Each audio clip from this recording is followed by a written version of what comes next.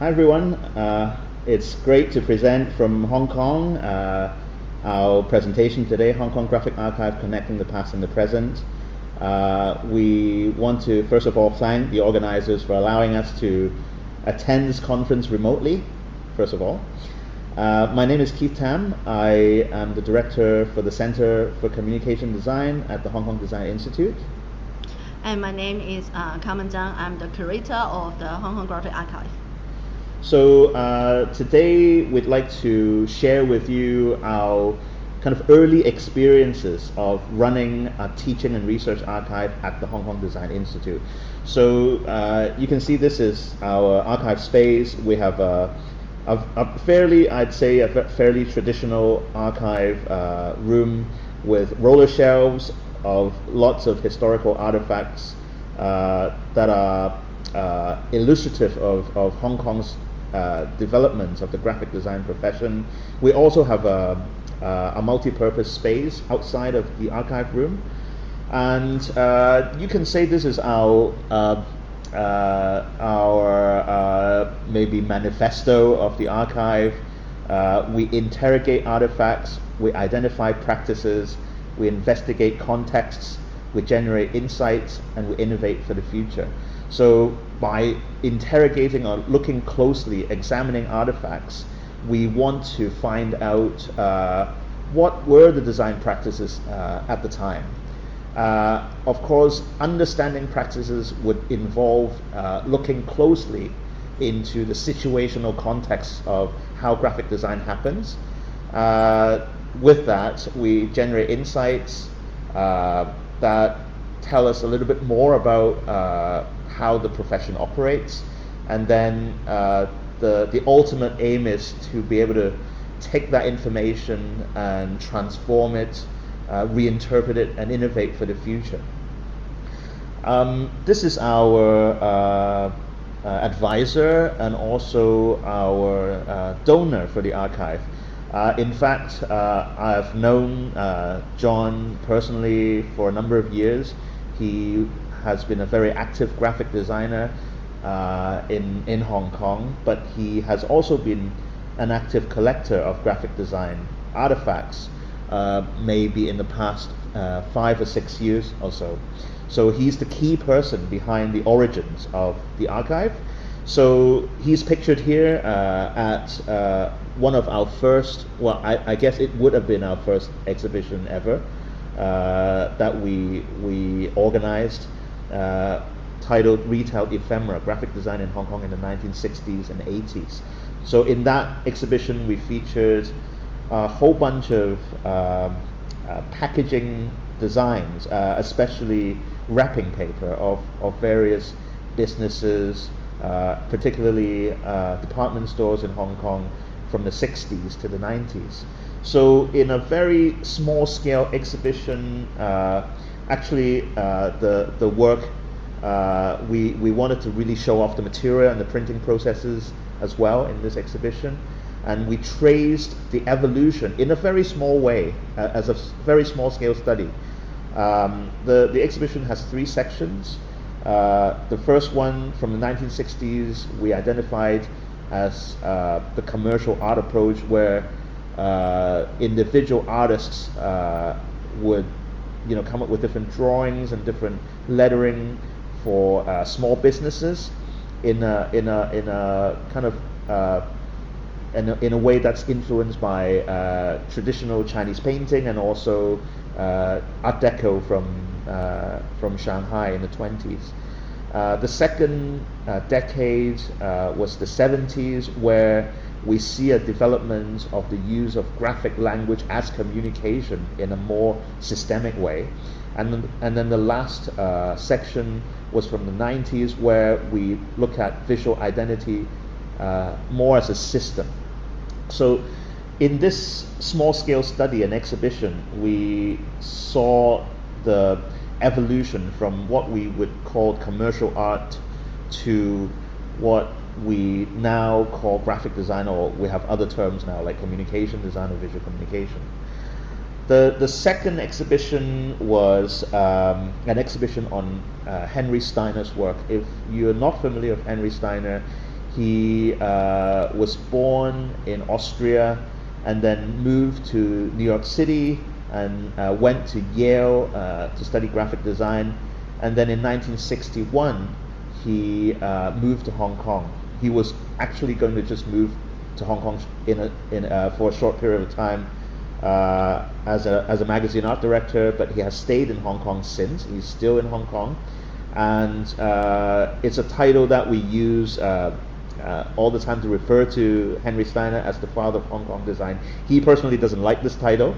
He's more he thinks he's more of a pioneer in cross-cultural graphic design.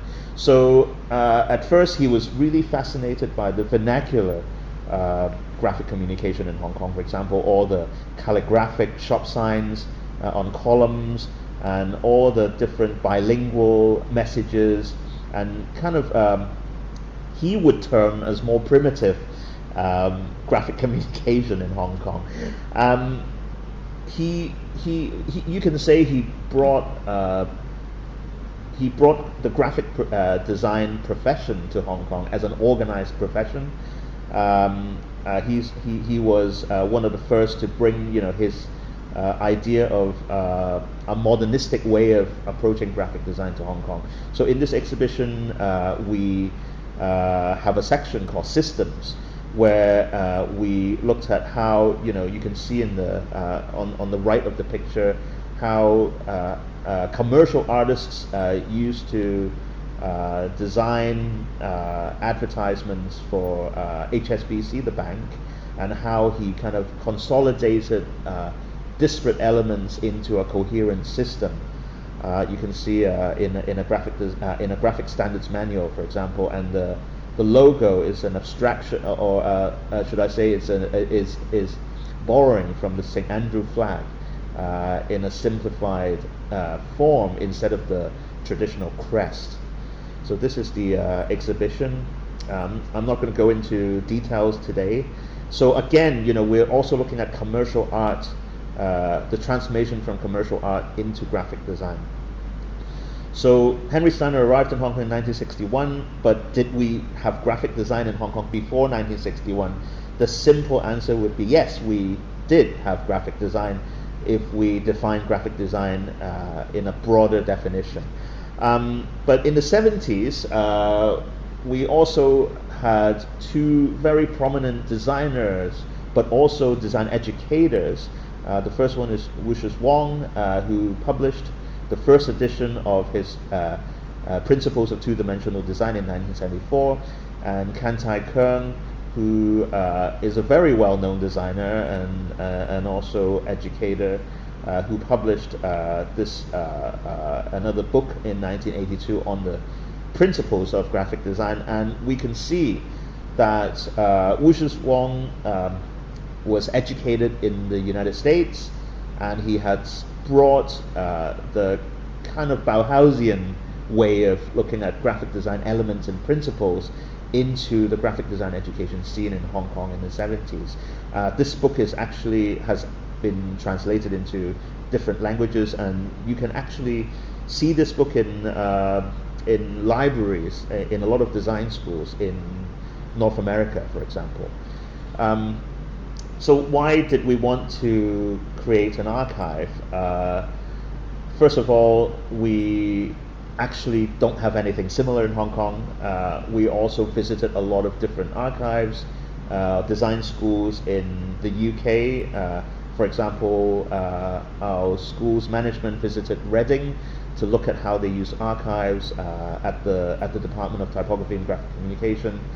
So one of the things we want to look at is how in design education, the tradition has been a very Western dominating discourse in graphic design. We want to kind of embrace a wider perspective and more diverse definitions of graphic design with this archive, and to put it in a simple way to decolonize the history of graphic design, to embrace all the vernacular graphic communication that we can find in Hong Kong that predates the modern notion of graphic design as a profession. So just a very brief look, January 2021, the state of our archive was like this. It was a staff office, and by October 2021, we had a fully furnished and operating archive. So I'm not going to go into details of this slide, but I already mentioned a few of these points. So teaching archives were basically non-existent in Hong Kong. So an archive like this, where we use it for teaching and learning, we use it for research and scholarship, is invaluable in our views. So we want to preserve, we want to record and make accessible historical graphic design artifacts for teaching and learning and research. And these are kind of our overarching questions that we want to study: how visual conventions and aesthetics evolve, how communication happens within social, cultural, and economic contexts, how communities identify themselves through visual expressions across time and geography. So I'm not going to go into details here. So we want it to be an educational platform. We want it to be an experiential learning platform for our students. So two examples of how we've integrated the archive into our modules as means for students to draw inspiration through our artifacts to create new designs. For example, students created a guided tour actually with our artifacts that relates to the central district in Hong Kong, and produced a guided tour and publicity material.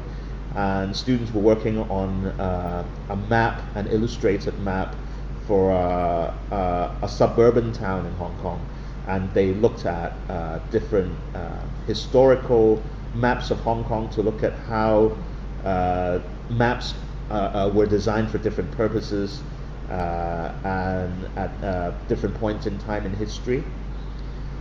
So the next part, I'll hand over to Harman. Yes, I think it is important for us to have started questions, because just like Keith mentioned that we have started the archive, we have some motive or the manifesto behind it, but we also, after setting up the physical space, we really want to understand and how much actually the students are able to learn from the historical artifacts, because we really want to examine the function or to evaluate the value or any strategy that we need to plan for our the coming future of the archive. So here, let me introduce the aims of our study. Actually, in this research, we start a very, not a really big scale one, but we really want to start with to developing an initial understanding of how our students, actually the younger generation, how they learn and develop the inspirations from the archive collection. Because we don't just want them to have some nostalgic feeling about the objects or artifacts, but we really want them to have some kind of interactions and inspirations from the archive collections. Also, we also want to know how the old generation could really contribute to the constructions of knowledge through our archive, really connecting the past and the present, because from our experience that we can see there's a archive actually is a very good platform to connect the younger generation and the older generations, because especially some uniqueness of our archive, because our archive actually collection basically is about the 60 years artifacts, instead of those museum or gallery that they may collect. The collections may more than 100 years. So we really want to see the dynamic and also the connection between that. So in this study, actually, we try to apply in one of the module of our school. It is named as the Cultural Study Core Module. And it is the common module that all the students in our institute need to enroll. And also, it is around 450 students from our department, the Department of Communication Design, enroll this module, and they are invited to participate in this study. The reason why we pick up this cultural study module because we evaluate the learning outcome. We can see that for this module because it mentioned about how the cultural elements could be found, or we need to let the student know the important role of cultural value in the art and design field, and we also need to evaluate the contextual influences of the different art and design movement about our visual elements. So students also asked to imply different research, especially the design research, to analyze the relationship between art, design, and culture. So we think that it is a very good approach or the way to engage them in this study. It is about our research method. Actually, we got 100 responses collected from our students participating in this research.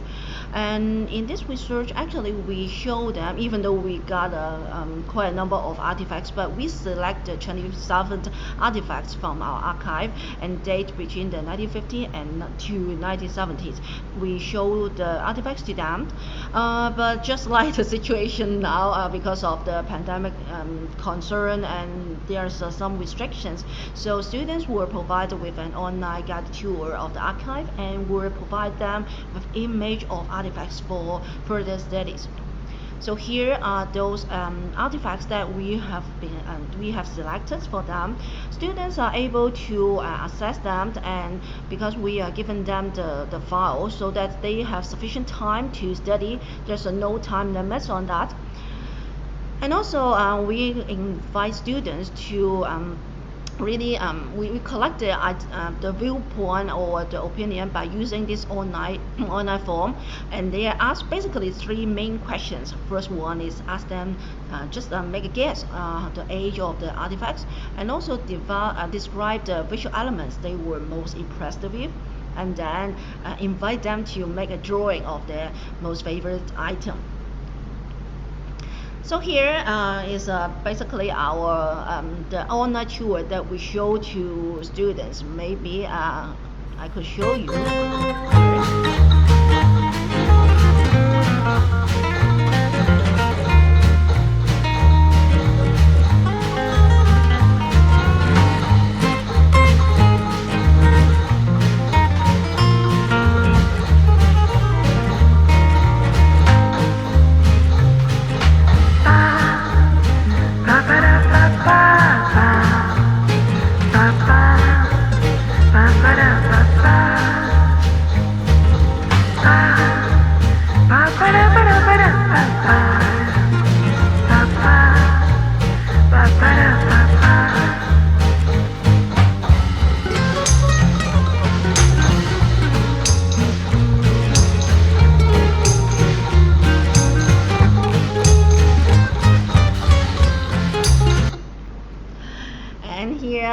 Hope you enjoyed the small tour that we showed to students as well.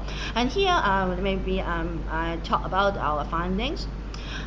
Just like what I mentioned before, actually we asked them three basic questions. So here we can see the response. First of all, about the question that which artifacts would you guess is more among the oldest, we can see that students basically here is the findings. Basically, they select the price list of actually the old artifacts. It is a paper form, and then also about the receipt or the booklet about the hotel, and then it's about the box of the mooncake and also the box of the printing house. And here we can see actually the findings show that they are not really centralized in one particular area. Maybe it is quite diverse. And here we also want to know the reason. We ask them why, what are the basic guess about the findings they would select or the choice they pick. Here are some reasons on that. Basically, most of them are concerned about the condition of the artifacts instead of the really the actual date on that. Some of them mention about the fashion style of artifacts, because we can see there is some fashion models included in some artifacts. Printing technology, the date on the artifacts, or some of them really concerned about the reading direction because there is some text and they really pay attention on that part. Also about the historical facts, they record some history of Hong Kong, and also the using of lettering and also the typography. Some of them will just say about the gut feeling because they really think so, they feel that is old, and some of them with the mixed reason. And here we can see some of the response, like what I mentioned. They said that okay, it is my feeling. And how about the condition of artifacts? They mention about the condition like the look very old, fade, moldy. So here are some, or even they think the paper may be already oxidized, will be the concern of the condition of artifacts. And about the historical facts, it is some of them pay good attention, good eye on the details, like they mention about their phone number, because in Hong Kong, there's a different, the phone number, the digits of phone number actually show relate some kind of the historical date about it. About the 5 digits, it is around 1950s. So they pay attention on that, and also about the printing technology or the use of color, black and white, or the direction of reading. So here are some response.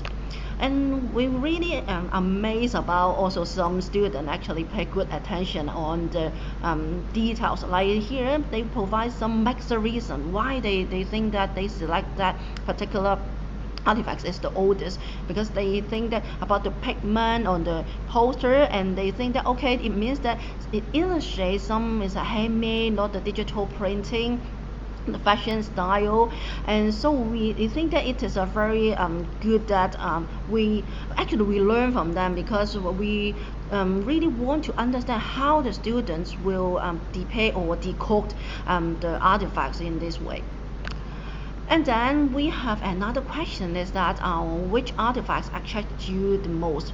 Just like what we have mentioned, we really want to know how they, because the younger generation, with there's a lot of new technology nowadays, how they really approach and also engage in these artifacts. We find that here will be the details on the artifacts and the findings on that, and we can see that around 20% students actually select this artifact. It is a plastic bag or the supermarket, local supermarket of Hong Kong. And then they will, another one will be the matchbox. The matchbox of the fountain pen will be the second choice, or rate the second highest. And here we can see that also some of them we can really see the comparisons on the data, because when we make the comparisons of this data, we can see that there is some reasons behind probably why they think that artifacts is attractive. Probably basically because of these reasons, like the social and concern social factors, especially for those brands or those companies still exist. They will have some kind of familiarity of the brand, so they will kind of select those brands, and it is very close to everyday life, like they have some kind of connection with their everyday life. And also we find that the visual factors may also one of the reasons for the selections, like they love the simplicity of graphics, and also color contrast will also be another factors that attract them. And then more interesting is about our third questions. We ask them, invite the students to make a drawing of their favorite item, and then we are glad that because the valid response will be 100, those students really want to share with us their sketch and their drawing about their favorite item. So here, after the categorizations, we come up with some parameters on our findings. Basically, we have this kind of the parameter set as here. sure we will find there's some unrelated items, unrelated sketch that is not really connect, like we cannot see any connection at all. And some students actually provide some copy, like we produce the original image of the artifacts. And some of them try their skills, try to apply their drawing skills, like they will draw the artifacts again. And some of them will come with some abstract. We will label it as abstract because they try to simplify and abstract the form of the artifacts. And some of them even try to isolate and separate the visual elements from the artifacts, which is connected or mixed. They will select some of them. And then it comes, we will think that they get more concerned about the use of visual language, like some of them will have the transformation.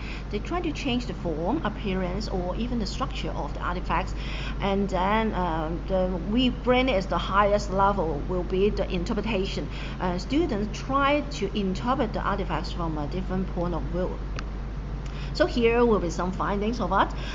Here will be the, we name it as unrelated because when we make the comparison with the artifacts, we can really see the relation of that. And it is interesting that we find I did not understand anything. The response will be like this, and sure we will work on it.